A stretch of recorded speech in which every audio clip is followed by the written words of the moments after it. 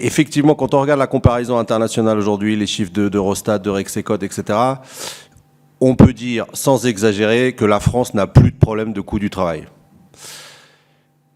y compris industriel. Et on peut donner les chiffres, je ne vais pas revenir dessus, ils sont en ligne, ils sont consultables, c'est facile. Nous, on est à 44. Il y a 5 ou 6 autres pays qui sont beaucoup plus industrialisés que nous et qui sont plus chers. Donc si vraiment le coût du travail était le problème de l'industrie française, si c'était le coût du travail qui plombait l'industrie française, pour reprendre l'intitulé de la table ronde, nous n'aurions pas la Belgique, l'Autriche, l'Allemagne, le Danemark, beaucoup plus industrialisés que nous et beaucoup plus chers. Et nous n'aurions pas non plus la Suède, beaucoup plus industrialisée que nous et à peu près au même coût du travail. En revanche, ce n'est pas parce qu'il n'y a pas de problème de coût du travail qu'il n'y a pas de problème de charge sur le travail. Et ce serait mon deuxième point. Vous avez eu la gentillesse, Monsieur le Président, de rappeler le livre que j'ai écrit. Et c'est ce que j'ai un peu essayé de montrer. C'est-à-dire que autant en termes de coût du travail, quand on compare ce que ça coûte in fine à l'entreprise, donc dit techniquement le super brut, il y a beaucoup de pays en Europe qui sont et plus industrialisés et plus chers. Autant quand on regarde, quand on compare le rapport entre ce que ça coûte à l'entreprise et ce qui va dans la poche du salarié, là nous sommes l'un des pires pays d'Europe. Je fais juste la comparaison avec l'Allemagne, je ramène ça à 100 € et après je prends le salaire moyen pour vous donner les ordres de grandeur. En France, quand vous gagnez 100 € en moyenne en travaillant, vous en gardez 54. En Allemagne, quand vous gagnez 100 € en travaillant, vous en gardez 62. L'exemple, je le transpose maintenant au salaire moyen.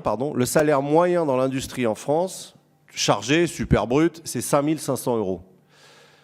Quand ça coûte 5 500 € à l'entreprise, il en reste 3 000 dans la poche du salarié, qui est le salaire net moyen en France dans l'industrie.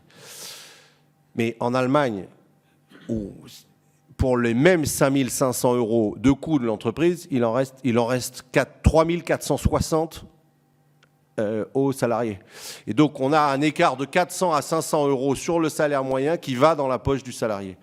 Et me semble-t-il, c'est ça le vrai problème qu'on a aujourd'hui et qui rejaillit sur la productivité et la compétitivité industrielle, parce que même si le niveau de salaire et le pouvoir d'achat ne fait pas tout, améliorer sa vie ou son niveau de vie matériel grâce à son travail, c'est une des conditions, pas la seule, mais c'est une des conditions pour être motivé, productif dans le travail qu'on exerce.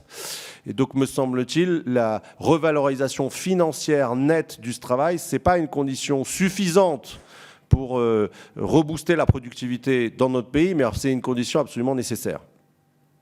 Et donc ça, encore une fois, c'est pas parce qu'il n'y a plus de problème de coût du travail qu'il n'y a pas de problème de charge sur le travail, simplement, pour le dire de façon là aussi un peu technique et sans doute un peu trop rapide, mais c'est un problème de charge non pas patronale, mais un problème de charge salariale sur le travail. Le troisième point que je souhaitais souligner en propos introductif, c'est que c'est pas parce qu'il n'y a pas de problème de coût du travail là aussi qu'il n'y a pas de problème de prélèvement. Mais c'est pas les charges patronales qui sont le problème, c'est la fiscalité de production. Et là aussi, quand on fait les comparaisons internationales, les choses sont assez claires. Autant sur le coût du travail, on est en dessous des pays qui sont plus industrialisés que nous, autant sur la fiscalité de la production, on est les pires d'Europe, au sens où nous sommes ceux, en Europe, qui fiscalisons le plus la production en pourcentage de PIB. C'est-à-dire les impôts de production représentent 4% du PIB, en France. Alors les impôts de production, c'est hors masse salariale et hors impôt sur les bénéfices, donc c'est la CVAE, la C3S, vous connaissez ça par cœur et mieux que moi. Et ça, nous, on est à 4% du PIB. Il n'y a aucun autre pays en Europe qui prélève 4% du PIB sur les entreprises qui produisent. C'est une fiscalité anti-production. Et elle est d'autant plus anti-production, la fiscalité française, quand on compare avec la fiscalité de la consommation. C'est-à-dire, autant nous sommes ceux, en Europe, qui taxons le plus la production. Autant nous faisons partie de ceux aussi, en contraste, qui taxons le moins la consommation. Il y a un rapport du Conseil des prélèvements obligatoires de 2023 sur la TVA qui essaye d'analyser le taux effectif moyen de TVA dans l'ensemble de l'Union européenne à partir des données d'Eurostat. Parce que tous les pays ont des taux nominaux et des taux particuliers. Nous en avons 4, 2, 6, 5, 10, 20. Le Conseil des prélèvements obligatoires calcule que, du coup, le taux effectif moyen sur l'ensemble des biens et services en France, il est à 9,7. C'est le troisième le plus faible de l'Union européenne. C'est 5,5 points en dessous du Danemark. C'est 1,5 point en dessous de l'Allemagne. C'est en dessous de tous les pays qui sont restés industrialisés. Et donc, nous avons la fiscalité d'un pays de consommateurs, ce que nous sommes devenus, et nous n'avons pas la fiscalité d'un pays de producteurs, ce que sont restés les Danois, les Allemands, les Autrichiens, les Suédois, etc. Et donc, en un sens, me semble-t-il, autant il n'y a pas de problème de coût du travail, autant nous avons un vrai problème chronique, qui est un choix collectif, et qui est un choix collectif anti-production et anti-industriel, et qui consiste à taxer les entreprises de production, et donc essentiellement industrielles, mais pas que, 4 fois plus, même pas 20 ou 30% de plus, 4 fois plus que les entreprises allemandes, par exemple. Et ce qui m'amène à mon dernier point introductif, qui est, une fois qu'on a dit ça, qu'est-ce qu'on peut faire? 3 pistes pour ouvrir le débat. Si les 3 points que je viens d'évoquer avec vous sont à peu près exacts, ce que j'ai la faiblesse de croire, il faut les corriger.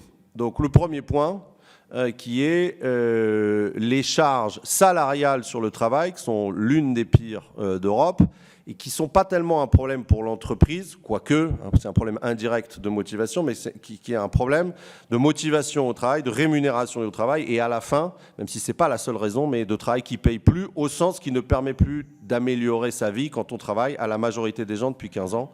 C'est la première fois depuis 1945 que ça nous arrive. Ça, il faut baisser les charges salariales et non pas patronales. Et c'est là où je pense qu'il y a un débat avec les organisations patronales à avoir, même si les organisations patronales elles-mêmes ont ce débat. C'est-à-dire le MEDEF est resté sur une position de baisse des charges patronales, ce qui pose un problème technique, puisque des charges patronales au SMIC, il n'y en a plus. Donc qu'est-ce qu'on baisse? S'il n'y en a plus, qu'est-ce qu'on baisse? Mais ce n'est pas les coûts industriels, il y a encore quelques charges patronales qui y sont, mais le MEDEF est resté sur cette position-là. L'UDP, donc l'Union des entreprises de proximité, les artisans, les commerçants, les professions libérales, propose plutôt de baisser les charges salariales pour augmenter, à coût constant pour l'entreprise, le pouvoir d'achat des gens qui travaillent. Donc le débat existe et je pense qu'il est sain, et me semble-t-il, c'est vers une baisse des charges salariales, d'autant que les charges salariales sont les mêmes à tous les niveaux de salaire. C'est 22 points que vous soyez smicard, ou enfin payé, rémunéré au SMIC, 2 SMIC, 3 SMIC, 4 SMIC. Ça, c'est le premier point, me semble-t-il, c'est ça la priorité.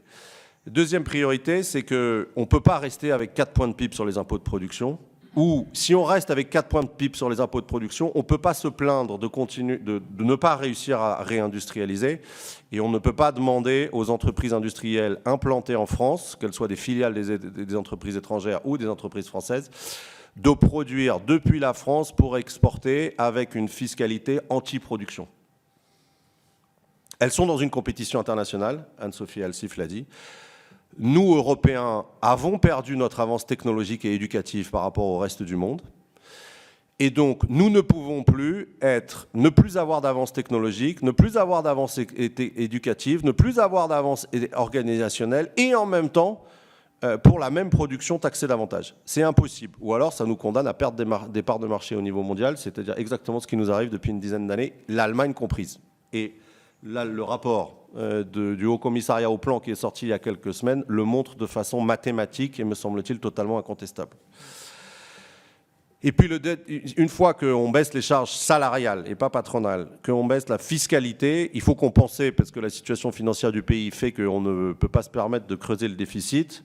Et là, me semble-t-il, et je terminerai par là, c'est difficile, mais ce n'est pas parce que c'est difficile qu'il ne faut pas essayer de le faire, c'est de compenser en se rapprochant du panier de fiscalité des pays qui sont restés industrialisés en Europe et de compenser du coup en augmentant la taxation de la consommation, c'est-à-dire la TVA.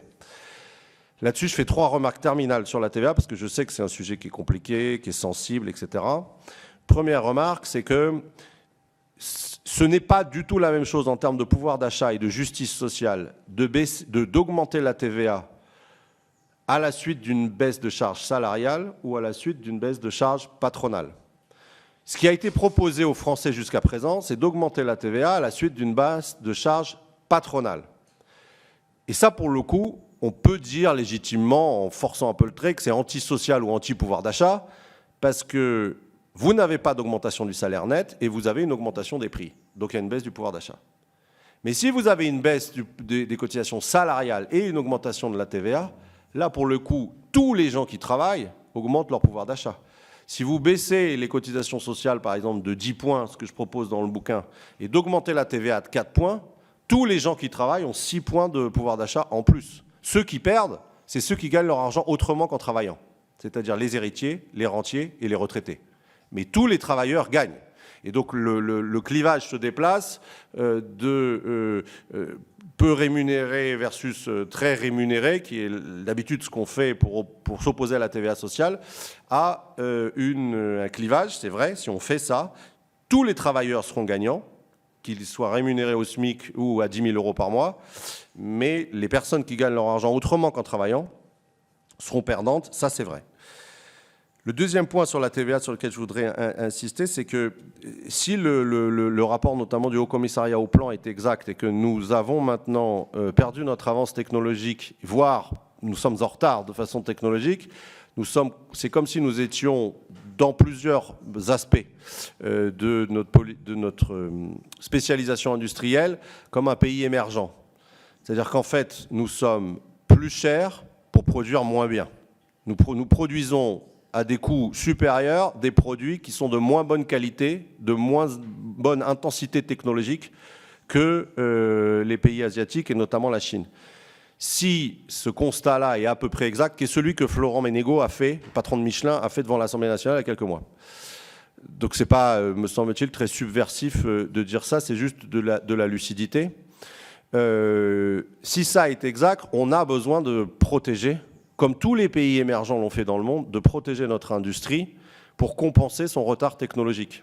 Et donc d'avoir des taux de... Qu'est-ce que ça veut dire ça? Ça veut dire d'avoir des taux de TVA différenciés en fonction du lieu de production.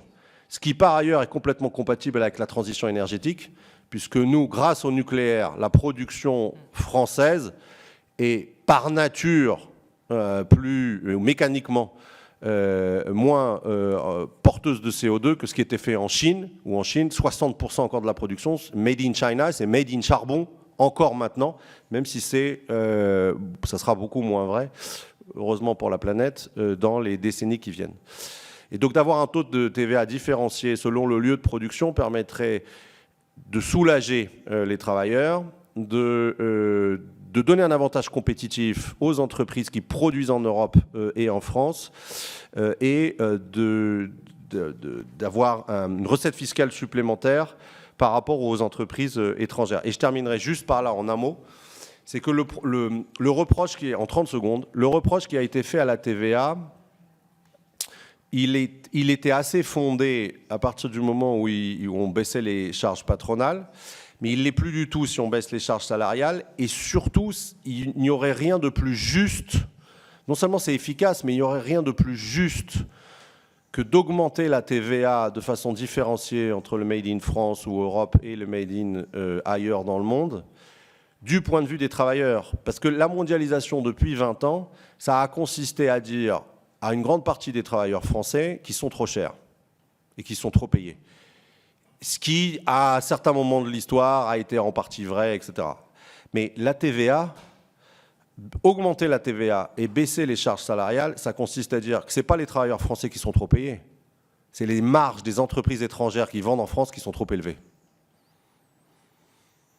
Et donc, si on augmente de 4 points la TVA, évidemment que les entreprises étrangères qui produisent à l'étranger et qui vendront en France ne vont pas répercuter les prix de 4 points. Elles prendront sur leur marge.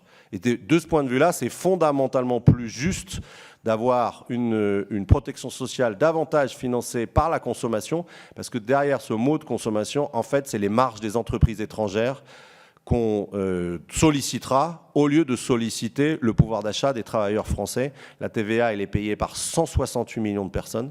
les cotisations sociales, elles sont payées que par 28 millions de personnes. Donc en élargissant l'assiette, non seulement on booste l'industrie, non seulement on booste le pouvoir d'achat, mais en plus, on détend les taux sur l'ensemble des personnes.